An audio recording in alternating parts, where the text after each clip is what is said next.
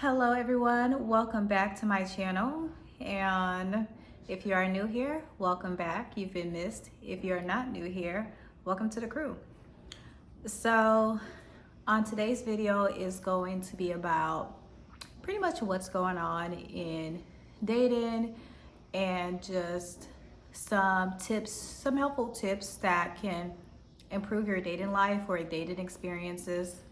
So yeah. So the first thing that is making dating suck is that a lot of people are traumatized. A lot of people are traumatized from a lot of things. They're traumatized from their past relationships, they're traumatized from their parents, they're traumatized from their family issues, friendships, they're traumatized from work. It's something that everyone is so traumatized about that I feel that most people get into dating and they hear something and they automatically assume that's going to be the same experience they've had in the past, when usually that's not the case.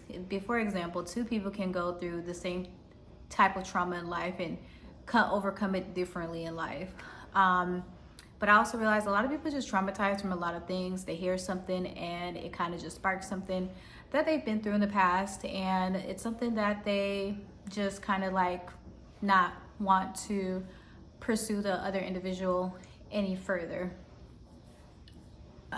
So the second one is actually going to be love bombing. Love bombing is a fun time. Okay, I love to be love. Not gonna lie, I love to be a little love bomb, but it's a love bomb. So after that, it fades, and you get to see, what people's true intentions or real colors is after a while. It feels great. It feels magical. It feels like a fantasy at first, but then after a while, it's not.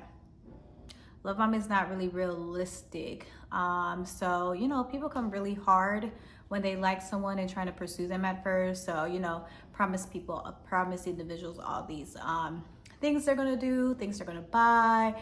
They start talking about the future, what the future has in for you guys, and those stuff doesn't happen because people's not there. We're too infatuated with what's going on and just liking the person and just saying whatever was out your mouth, but one individual is going to take what you're saying serious, and if you can't deliver, eventually that's not going to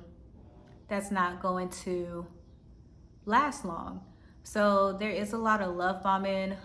People, and then again, a lot of people do feel like they have to, if they like someone, or if they're, for some reason, they're simping for someone, they feel like they have to go hard in order to get their attention. But honestly, I feel like just know what you can do and cannot do. Don't future promise and can't deliver, or eventually, just no. I'm not gonna lie, I love a little love bombing, but I realize when I'm being love bombed, I'm like, okay, whatever, moving on with life. But love bombing is getting pretty up there. The third thing is that it's instant access. Nowadays, you really don't have to work as hard to, well, it depends. Sometimes you do, sometimes you don't. I'm actually gonna I have this one as a separate one, but I'm gonna actually put these two together. So instant access along with a lot of options. So, with social media, it's so easy just to send a quick DM or a, FaceTime, text. We even got into the point now we're sharing locations. So there's so much instant access, and with the instant access, it allows us to have more options. So it's like, okay, if that person is not available, or you're assuming that person didn't like what you were doing, or like the person was, because at the end of the day, we all have our own lives and we're going through stuff. So maybe that person probably wasn't just interested in that event or that thing, and you probably just took it as they don't like you, and then you kind of moved on to the next person. So I realized there's a lot of instant access and too much options. So that kind of like that kind of goes into love bombing too as well, with just like everything is so good at the beginning. You know, it's always great at the beginning. It feels great. It feels wonderful. It feels like it's going to be a long time. This person is here for the ride, and then it fades. So this is why I just want you guys to be aware of what's going on, because so that you're able to find something more stable and long term instead of just infatuated with what's going on at that moment. Because what they say, I can't even think of it right now, but that is just instant access. It's just so easy just to, you know, so you don't even gotta like to, you know, write somebody a whole bunch. Well, some people do. Like some people be in the inbox. If you are in somebody's inbox like frequently and that person is not giving you no attention, something is wrong with you. Absolutely, something is absolutely wrong with you, or you're really have a really weird obsession with that person. And if you have a weird obsession with that person where you are writing them multiple times in their inbox and they're not responding, something is absolutely wrong with you. Move on. Now that's when I would say like more options. Is it, you know, like if you're doing something like that. But you know, back in the days it was writing a letter or having to actually speak with someone in person and actually feel their vibe out. But even with instant actions and options and many options, there's a lot of dating apps. There's so many dating apps for so much different things, from your sexual orientation to your age to you know, transactional. There's so many different dating sites as well. That's just like, it's so easy just to hop on something and just like have that instant access or instant gratification. And you know, it feels good in the moment, but long term, is that something that's going to be beneficial long term? Not really sure. Honestly, sometimes I'm not even sure neither, because it's like technology, you know, this is kind of here to stay around. So I'm kind of curious on how things are going to go, further with the more instant access we have. But that's another reason why dating kind of sucks. It's like people are easily moved on, and then it's like you feel like you're feeling somebody for a while. You feel like you guys are on good terms. You're doing well, and then all of a sudden that person kind of like disappears or start acting different or start being mean. So usually when that happens, you already know they're probably entertaining someone else. But yeah, that's another reason why dating sucks. With that one, I would say more like, you know, just still try to keep your options if you guys have not made it official. If it's not an official thing, that person didn't hack, you know, you guys need to ask each other, you guys need to have a conversation about you guys are being in an official relationship and what's the expectations are moving forward. Then, you know, definitely keep your options open. But instant access and more options is killing the longevity of you know, connection.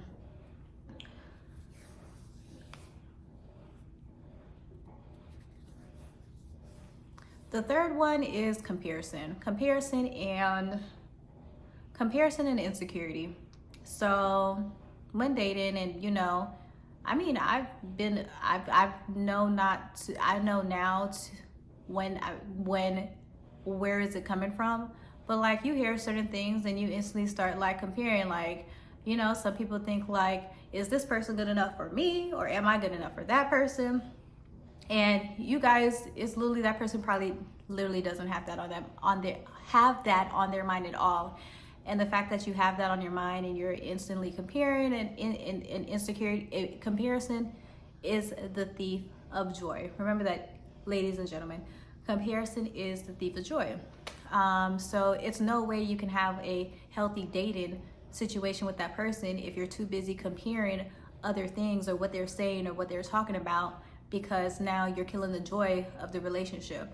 And that's not a good thing at all. It's not a good thing. I would say, if that is, sometimes it's just human nature. If that is something that you are experiencing, try to find out the root cause of it. If it's really something with the relationship where you probably can't deal with long term, because you're probably always gonna, because at the end of the day, we're not you're not compatible with everyone. So you might like this person, but if that person brings out that kind of feeling in you, that's probably not going to be a situation that is good health-wise, mentally, long-term. So definitely know when you're feeling that way and just figure out if it's something that you guys need to proceed with more, or you might need to date other options and date other people. Well, you might need to date other people and see if you're getting, I'm pretty sure you're not going to get the same feeling or whatever, but just see if the same feeling or not. The fourth one is independence, especially when it comes to women, which is something I really, really love. And I'll have another video about this too as well, because all my ladies. But at the end of the day, it is kind of a killer when dating, because a man is supposed to provide and try to figure out your needs and wants, and they're like, where do they kind of fit in if like you're so independent and strong? And I'm a victim of it. I'm a victim of it, which I'm really trying to work on. But comparison will scare some people away. I mean, not comparison, independence. Independence can scare some people away, because it's like, relationships are meant to work in some way. If you're so good at doing everything by yourself, you kind of probably just need a pet. You don't need to be with another person. Another person might actually annoy you. You know what I mean? If you're so good at doing everything yourself, you just might need some a companion, which is a pet.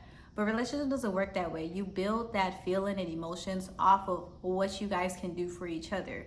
And that's another thing, trying to just calm down of being overly independent, and allowing that other person to take on stuff that, even though sometimes it's petty, sometimes you just have them do something just because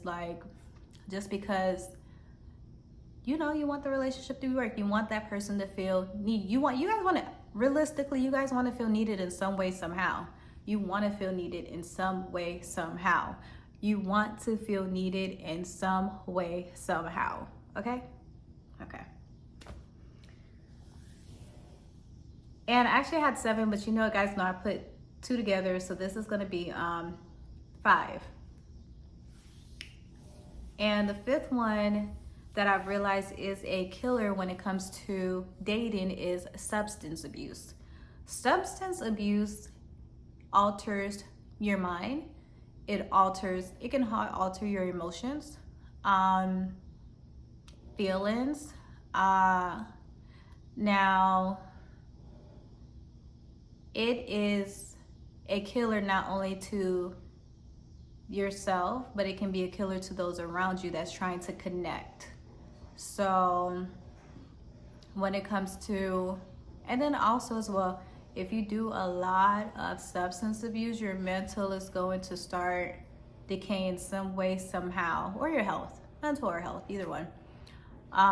But substance abuse is a killer because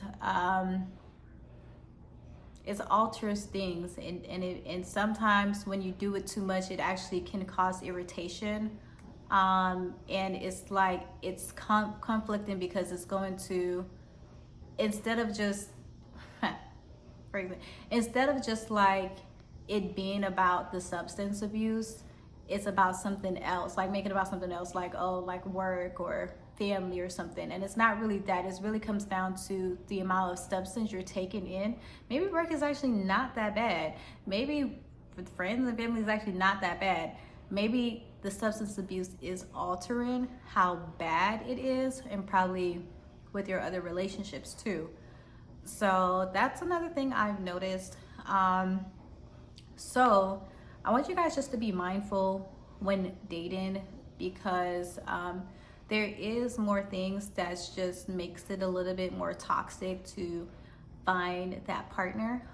But these are some things I've realized, and honestly, these are things that I'm still working on as well. So I'm not perfect as well, but I'm still working on it myself as well. But I want to bring it to you guys too as well, so that you guys are aware to work on these things and realize when it's happening, so that you can move forward and have better and healthier relationships.